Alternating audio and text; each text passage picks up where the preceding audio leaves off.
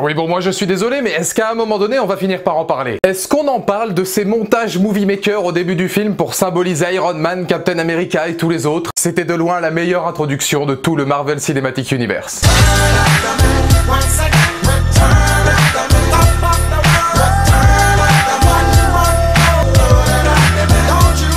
Bonjour à toutes et à tous, c'est Valou et bienvenue pour cette toute nouvelle vidéo, cette toute nouvelle critique consacrée à Spider-Man Far From Home. Ou plus précisément la critique de Spider-Man Far From Home avec Tom Holland qui reprend évidemment le rôle titre et Jake Gyllenhaal comme opposant. Un film qui en intriguait plus d'un, moins compris, puisqu'il y avait du poids derrière ce Spider-Man. On avait quand même toute une thématique autour du multiverse qui était présente dans les bandes annonces.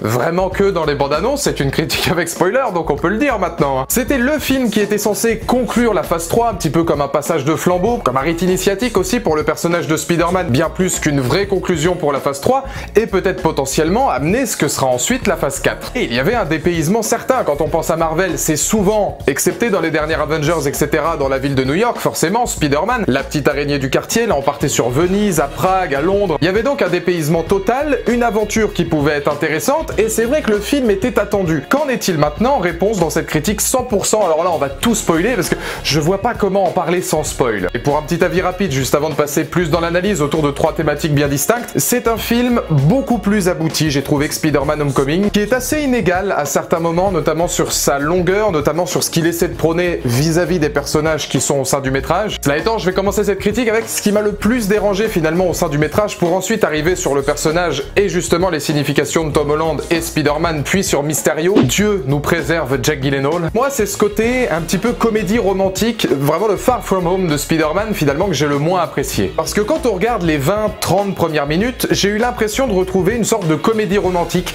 avec tous les codes du film de comédie romantique, avec Tom Holland, le Peter Parker un petit peu paumé qui essaie de séduire une nana. Le problème, c'est qu'il y a quelqu'un qui essaie d'envenimer les choses puisqu'il est aussi sur cette nana-là en la personne d'MJ. Là où le dépaysement ou la richesse de voir enfin d'autres décors que New York, puisque d'habitude on est souvent à New York vis-à-vis de Spider-Man, là où on avait une vraie possibilité d'avoir un dépaysement pur, je trouve que ce dépaysement, on le met vraiment dans cet aspect comédie romantique. Il y a un côté même dans la réalisation qui est assez sommaire, dans l'utilisation musicale. Alors ça, je pense que depuis les Gardiens de la Galaxie de James Gunn, tous les films veulent avoir une sorte de bande-son un petit peu atypique. Alors une bande-son que moi personnellement j'ai adoré, quand tu vois les groupes qu'il peut y avoir à l'intérieur, ça y a pas de souci. Mais cette musicalité-là, la réalisation, l'enjeu autour des personnages fait très comédie de romance, et je trouve que c'est ça qui apporte les longueurs du film, qui sont utiles pour voir l'aspect d'acting de Tom Holland, qui là porte littéralement le film encore plus comme Homecoming, où il y avait quand même une grosse signification. C'est ce que j'avais aimé d'ailleurs dans ce film-là. La signification entre Tony Stark, la figure paternelle, qui est toujours bien présente, mais cette fois-ci Tom Holland, je trouve, a beaucoup plus l'occasion de porter son métrage, a beaucoup plus l'occasion de s'exprimer, parce qu'avec ce film-là, il nous propose une émotion qu'on avait peut-être même pas encore vue auparavant, puisque comme je l'ai dit auparavant, Peter Parker était aussi symbolisé par Tony Stark. Et ça, le film l'a bien compris, puisque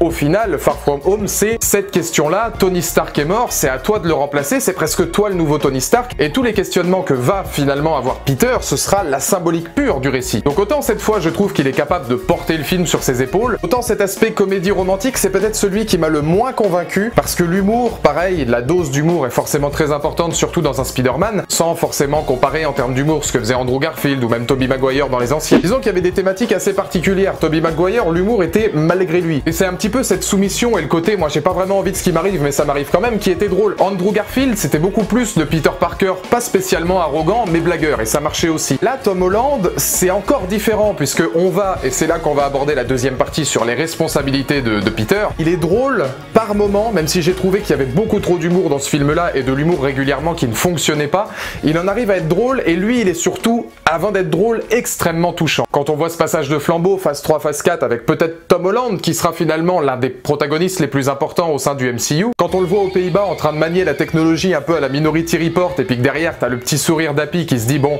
ça y est, le flambeau il est trouvé, on te met back in black d'ACDC. Oui, ça c'est de l'émotion qui fonctionne parce que ça joue sur la nostalgie du spectateur, ça joue sur l'émotion qu'il avait à voir Tony Stark mourir.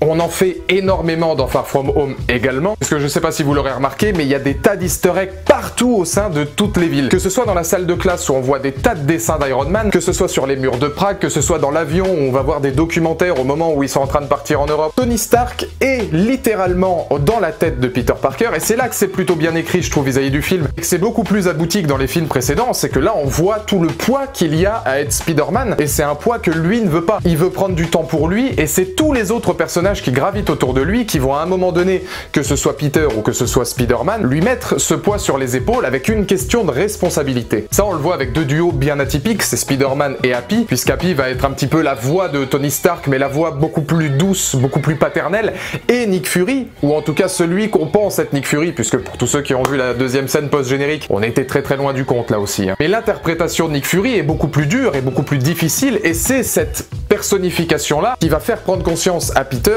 qu'il est temps d'agir finalement. Et c'est là qu'on nous pose une question qui est, je pense, très intéressante, ou en tout cas moi qui m'a marqué vis-à-vis de Spider-Man. Est-ce qu'il est prêt à affronter les difficultés? Est-ce qu'il est prêt à affronter sa vie? Non seulement, et ça c'est vrai que c'est vraiment mis en scène, c'est pas ce qui m'a le plus marqué, mais on peut pas dire que le film ne va pas dedans vis-à-vis de sa vie sentimentale, mais aussi vis-à-vis de sa vie professionnelle. C'est un petit peu une question que j'aime beaucoup moi dans l'univers des super-héros, c'est mettre directement le super-héros face à ses choix, face à sa décision, puisqu'encore une fois là c'est sa décision, ça dépend aussi de lui. Est-ce que tu es prêt à être le super-héros que les autres voient de toi? C'est-à-dire que pour lui, et ça c'est une dualité qui est assez intéressante et qui se rapproche du personnage d'Happy, la figure paternelle, et Nick Fury qui est la figure un peu plus agressive professionnelle, est-ce que tu es prêt à être celui que les autres voient, même si toi tu te considères comme la petite araignée sympa du quartier? Et c'est ce qui prône un petit peu justement la suite du métrage vis-à-vis des péripéties autour de Mysterio.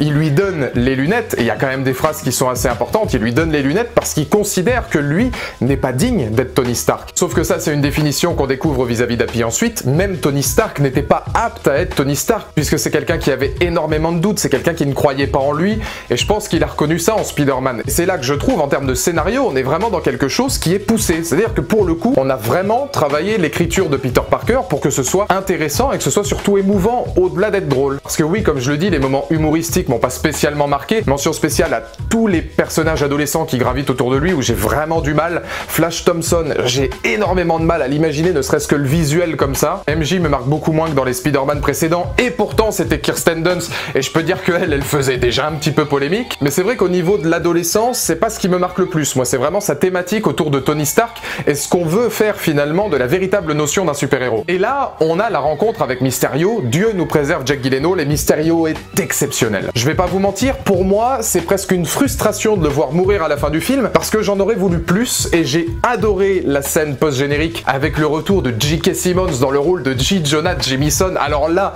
c'est le caméo, c'est la surprise ultime que je pense tout le monde rêvait de voir un jour. Et si le multiverse dans l'arc de Mysterio n'est donc qu'un leurre, là on peut se poser une question. Le DailyBugle.net avec Simmons, simple référence, sacralisation d'un personnage que lui seul peut jouer, ou symbole d'une autre version alternative du Daily Bugle confirmant le multiverse. Si on l'a pas avec Mysterio, on l'a peut-être ailleurs, à vous de voir. Et là tu te rends compte du twist final où Spider-Man est complètement dans la merde parce qu'on va te mettre devant un fait accompli qu'on n'avait encore jamais vu. C'est vrai que cette situation-là elle est puissante, mais elle est aussi puissante par le personnage de Jack Gyllenhaal. Moi Mysterio, c'est vrai que je regrette un petit peu de l'avoir fait disparaître aussitôt parce qu'il aurait gagné à être dans un opus suivant, et alors il nous livre une interprétation de Mysterio que j'ai trouvé excellente. C'est pas le personnage, je vous l'avoue, que je connais le mieux dans l'univers de Spider-Man. Dans un film, comme je l'ai dit encore une fois, où la réalisation est vraiment très classique, je pense que c'est ça qu'on peut reprocher au film Marvel aujourd'hui. C'est vrai qu'on est dans un classicisme de champ contre champ quasiment systématique, alors que pourtant, la première apparition de Peter Parker, pour ceux qui ont vu le métrage, où Mysterio l'emmène dans une réalité complètement folle, où même toi, à un moment donné, en termes de colorimétrie, de jeu de couleurs, d'image, de cadrage, tu te rends compte qu'il y a quelque chose quand même qui est en train de se produire, jusqu'à voir Iron Man sortir du sol avec la signification des araignées sur son casque. Enfin oui, là pour le coup, il y a une réelle volonté de montrer quelque chose de différent, et il y a une volonté esthétique qu'on retrouve pas forcément aujourd'hui, je trouve, dans les films du MCU, sauf que là pour le coup, le personnage de Mysterio était capable de nous proposer, ne serait-ce que par simple présence et par son jeu de dupe, etc., des scènes à l'esthétique vraiment très intéressantes. Et alors j'en parlais au début du métrage du multivers, on est complètement à côté. Alors il y a ceux qui n'y croyaient pas trop et il y a ceux qui savaient, parce que oui, le film reste quand même assez cousu de fil blanc dans la thématique autour de Mysterio. On se doute qu'à un moment donné, on va avoir affaire à un antagoniste, c'est la seule situation qu'on veut, c'est savoir comment. Ils prennent la décision de te détruire complètement toutes les théories qu'il pouvait y avoir autour du multiverse et de faire en sorte qu'on mette Mysterio en avant de la plus belle des façons. Parce que moi, c'est les souvenirs que j'avais du Mysterio des comics, c'est les souvenirs que j'avais du Mysterio aussi des jeux vidéo ou même de la série animée. Et moi, vous le savez, Jake Gyllenhaal, c'est un de mes acteurs de prédilection, que ce soit dans Jared, Donnie Darko, enfin Brokeback Mountain, enfin il y en a énormément, hein, même Enemy, etc. On sait que c'est un acteur qui est capable de tout jouer. Et si j'allais voir Spider-Man Far From Home avec autant d'impatience, bah c'était à un moment donné pour me dire, putain, un acteur de la trempe de Jake Gyllenhaal, qu'est-ce qu'il est capable de donner en Mysterio, qui est en plus un des antagonistes les plus atypiques et les plus intéressants de l'univers Spider-Man. Moi, je l'ai adoré, puisqu'on sent un côté extrêmement revanchard vis-à-vis du personnage. Ce sont des reclus de Tony Stark, des rejetés qui ont été complètement rejetés par la part d'ombre aussi de Tony Stark qui est là, qui est présente, qu'on voit à un moment donné, et qui sont un petit peu perturbés, et c'est aussi pour ça que Tony Stark les a renvoyés,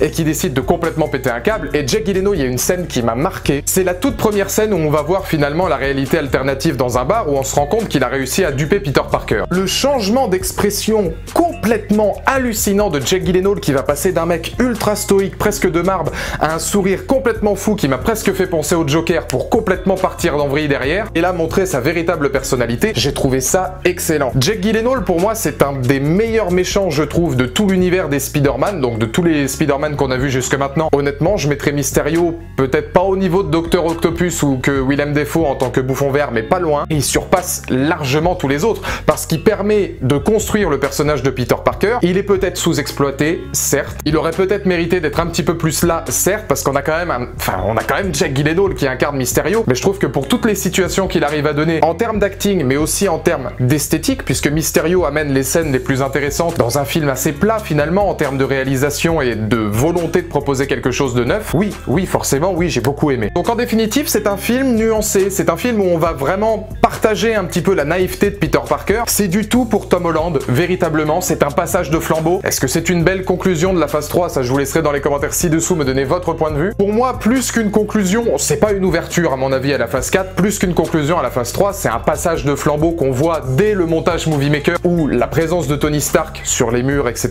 à travers tous les easter eggs, va être véritablement importante. C'est la même chose pour Captain America. Là, on s'assume encore plus, je trouve, dans l'Extended Universe, où on va avoir énormément de personnages qui vont graviter les uns autour des autres, etc. Beaucoup plus de mentions à Thor, Captain Marvel. On comprend d'ailleurs Captain Marvel, ne prononcez pas son nom, on comprend que c'est parce que c'est l'une des créatures qu'on avait vues dans Captain Marvel dans la deuxième scène post-générique. Mais s'il fait vraiment le taf en termes de surprise, en termes de scénario, en termes de travail de protagoniste, notamment effectivement Spider-Man et Mysterio, il en reste très classique et dans la mouvance des films Marvel d'aujourd'hui. Encore une fois, je le dis, hormis les Gardiens de la Galaxie volume 1 et 2, parce que je serai un fervent défenseur du deuxième, Avengers Infinity War, et pour ceux qui ont apprécié, parce que là c'est deux films à mon avis qui ont quand même beaucoup de mal vis-à-vis d'un certain public, Black Panther et Thor Ragnarok, moi je pense que ces 5 films-là sont véritablement, au jour d'aujourd'hui, les 5 grands films du MCU, avec le premier Iron Man évidemment, mais qui lui construisait quelque chose, et que depuis un temps, c'est un petit peu comme dans la même thématique des films d'horreur en 2019, une grande partie de la cinématographie du film de super-héros se ressemble. Et c'est un peu dommage parce que j'ai vraiment passé un bon moment devant Spider-Man, il y a des scènes vraiment très intéressantes, mais on en vient toujours au même concept.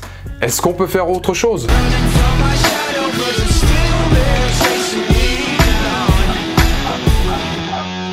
That felt pretty cool.